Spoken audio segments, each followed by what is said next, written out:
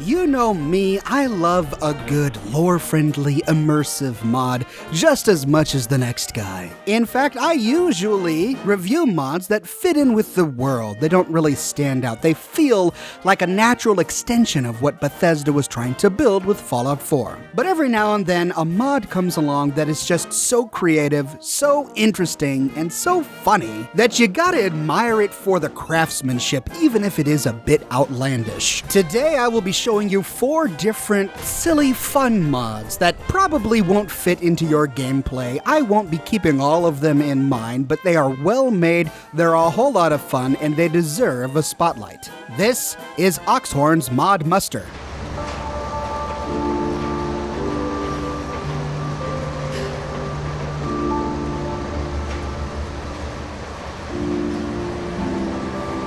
First on the list today is Cross Crit GORE-VERHAUL by Nero. When I saw this mod pop up on the Nexus, I was so excited. I couldn't wait to try it out. This mod replaces the plasma goo piles and the laser ash piles that you get when you kill an enemy with a laser weapon or a plasma weapon with charred, brutal, disgusting skeletons. It's something right out of Mars Attacks. The mod leaves practically everything else alone. This is just a cosmetic overhaul. Instead of goo and ash piles, you loot charred, nasty-looking skeletons. It comes with a holotape that either appears in your inventory or if you lose it, you can craft one at a chemistry station, and the holotape allows you to change a setting where the new effect will appear on enemy corpses after every kill with a supported weapon. This will make you see it much more often instead of just after crits. It works with the plasma gun,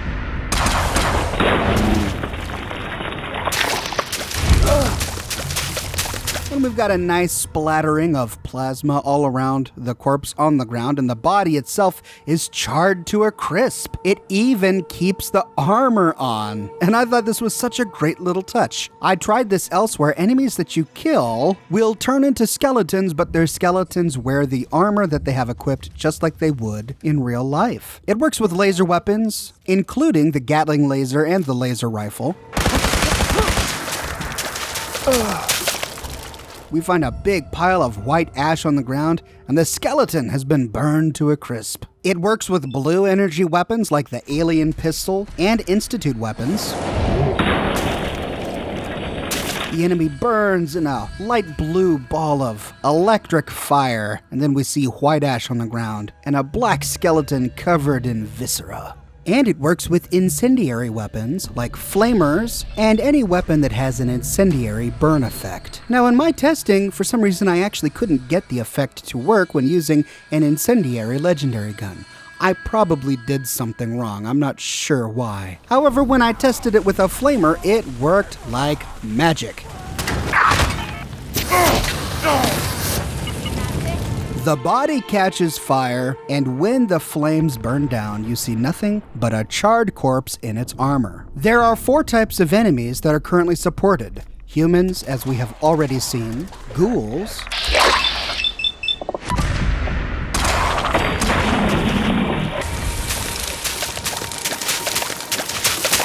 the charred bodies of these ghouls will also wear the clothing that they died in, even though you can't loot the clothing. Super mutants, and the same is true for super mutants. It's so funny seeing a tiny little blackened super mutant skeleton inside this big armor. Dogs and mongrels. They look like burnt, shriveled up dogs, just like we would expect. And finally, death claws.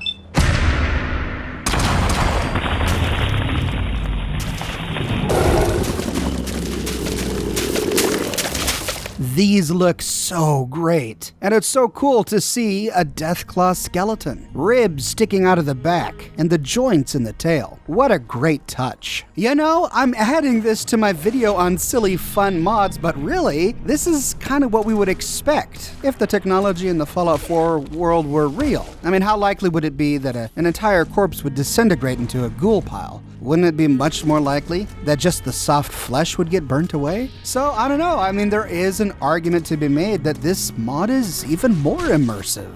I really like it. It doesn't break my gameplay, so I might actually leave this one enabled. Stay tuned. You might see it show up in some of my future videos.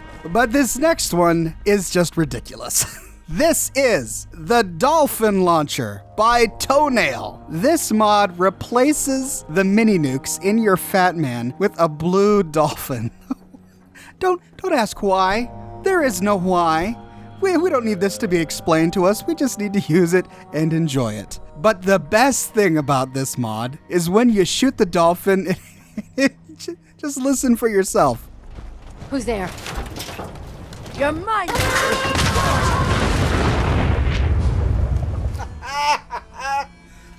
Oh, I love it. Let's hear that again.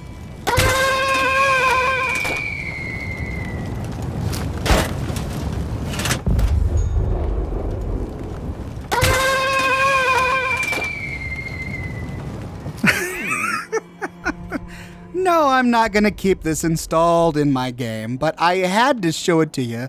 There's just something odd and wonderful about wielding the greatest weapon infantry has ever had, and instead it shoots a harmless little dolphin that flies through the air. I ran around Boston just shooting dolphins at enemies for far longer than I'd care to admit. It was just so much fun. A wonderful, fun little diversion. Thank you very much, Toenail.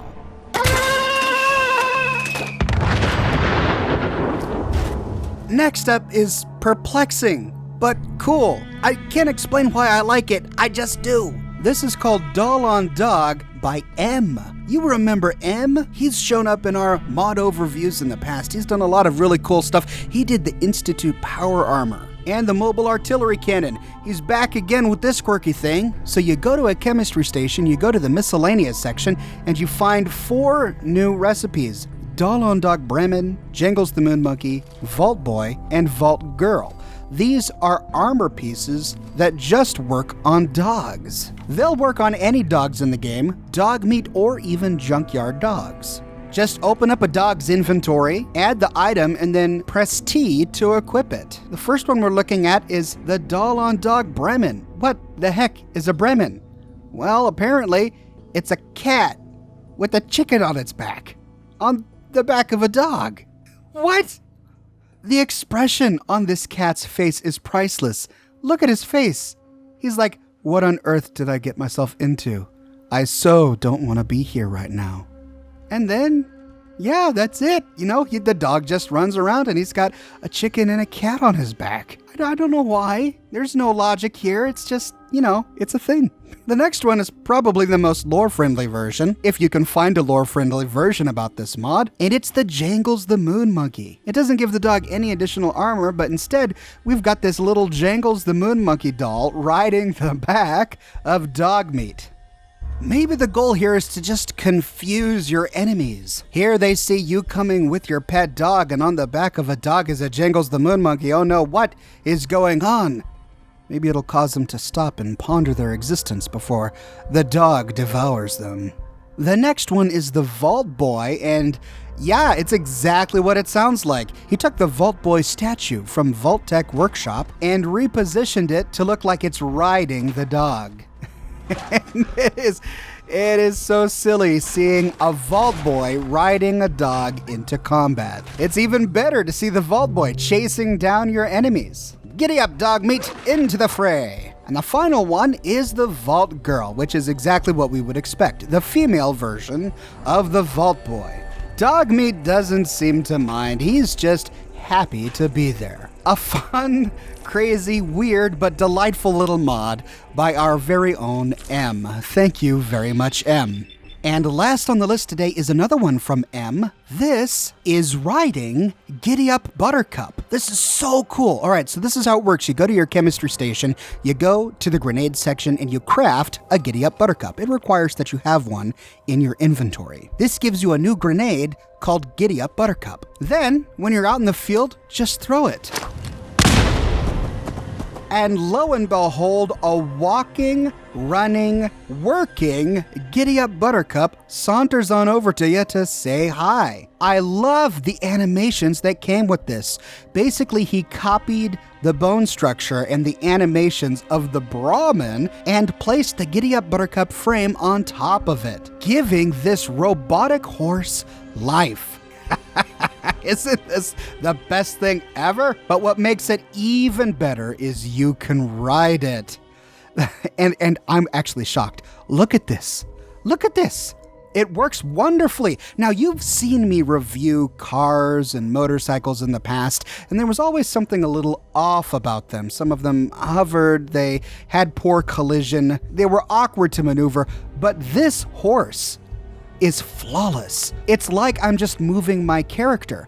The animations look wonderful. It looks like all of the hooves are touching the ground. It comes to a stop when I want it to come to a stop. It comes to a gallop when I want it to go to a gallop. Turning it is easy. It's not difficult. Even a sharp turn is super easy. And the dismount animation, I think, comes from dismounting a vertibird, but it fits. It looks great. There are a few weird things. When I dismounted this first time, my Giddy-Up Buttercup ran off right towards a bunch of children of Adam. I had to run up and catch him before he aggroed all of them. Now, unlike some of the car and motorcycle mods I've reviewed in the past, you can't actually engage in combat from atop the Giddy-Up Buttercup, but it's a fun little alternate mode of travel. Who knows, maybe this could be used by someone who wants an alternative to fast traveling. And honestly, this could be lore-friendly if you want it to be. If you remember my video on the toy maker, the story of Arland Glass, he worked for Wilson Automatoys and helped create the Giddy-Up Buttercup, and the pre-war design of this Giddy-Up Buttercup was to be an animatronic horse. Marketing images of the Giddy-Up Buttercup often show small children riding the horse. We're led to believe that before the war, this horse could actually move. You could pretend that your character somehow unearthed a still functional Giddy-Up Buttercup, and maybe you just used your robotics expert perk to tweak it a little bit to make it a little bit more functional. Overall, I'm just overwhelmed at how well this works. The running is smooth. It doesn't feel out of place. It's not jittery. You don't find strange collisions. And when you're done, just pull out your gun and shoot it. The moving horse will turn back into a toy Giddy-Up Buttercup that you can loot. It goes back into your inventory as a grenade, and then you just throw it again to resummon your Giddy-Up Buttercup. It's beautiful. It's a thing of beauty. I'm so impressed by talented modders. Who would have thought of something like this? I would have never in a million years thought to create this mod, but I am so glad that it exists. It's a lot of fun. Thank you again very much, M. And that's it for this week's Mod Muster. Thank you so much for watching, ladies and gentlemen. This was a fun video to put together. I typically review more serious and lore-friendly immersive mods, but if you like silly, fun stuff like this, let me know in the comments below, and I may consider making successors to this video, where we highlight the best creative imaginations in the modding community. And if you like these mods, I beg of you, ladies and gentlemen, please endorse the mod authors and even consider donating to them if you really love what they do. Modders do all of this for free. They often don't get a lot of love and support in return, so be sure to tell your favorite modders how much you appreciate their work. If you're interested in downloading any of these mods, I link to them all in the description below. And did you know that I have a t-shirt shop? You should. I talk about it in every video I make. Yesterday I released a brand new t-shirt based on a poll that I sent out to the community. The winning design was Liberty Prime, democracy is non-negotiable. You can get this as a t-shirt, a hoodie, a mug. There's a lot of really cool stuff over on the Oxhorn Teespring shop. So if you're interested, you can check out my shop by clicking the link in the description. And if you like what I do and you want to support me in a more personal way, consider becoming one of my patrons on Patreon. Patreon subscribers gain access to a private channel on my Discord server, as well as a bunch of other cool Oxhorn perks. But more than anything, ladies and gentlemen, I'm just glad you're here watching this video today. Thank you so much for watching, and I'll see you tomorrow morning, bright and early as always, with a brand new video.